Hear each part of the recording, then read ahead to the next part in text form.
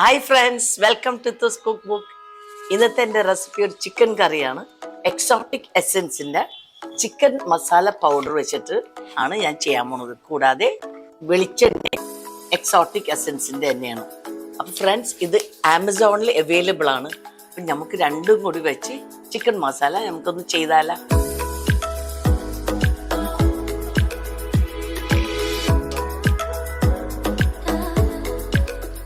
നല്ല മണമുണ്ട് കേട്ടാ. ഇതൊക്കെ ഞാൻ അരിഞ്ഞു വെച്ചിട്ടുണ്ട്. സവാള, പച്ചമുളക്, ഇഞ്ചി, വെളുത്തുള്ളിയൊക്കെ.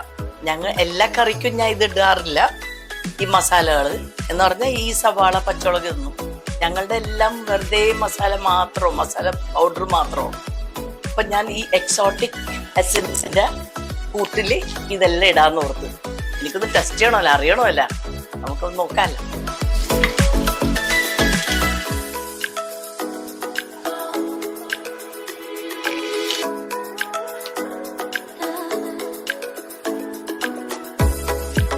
മസാല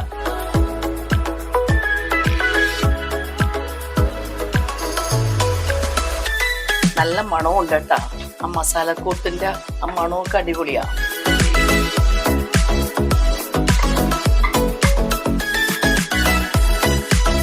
ഞാൻ കല്ലുപ്പ യൂസ് ചെയ്യണം, എപ്പോഴും കല്ലുപ്പ് യൂസ് ചെയ്യാം.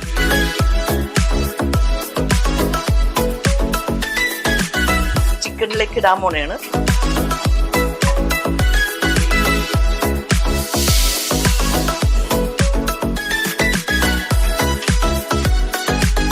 ഞാൻ ആദ്യം 2 സ്പൂൺ മസാല മൊരിച്ചിട്ടു.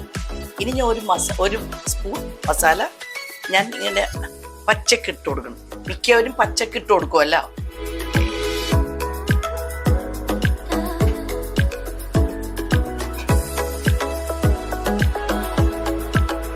ആയിട്ടുണ്ട്. നല്ല മണമൊക്കെ ഉണ്ട് കേട്ടാ. നോക്കട്ടെ, ടേസ്റ്റ് നോക്കട്ടെ.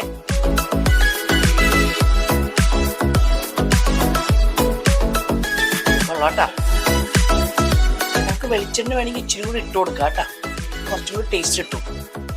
ഞാൻ കുറച്ചും കൂടി എണ്ണ ഇടുന്നുണ്ട്.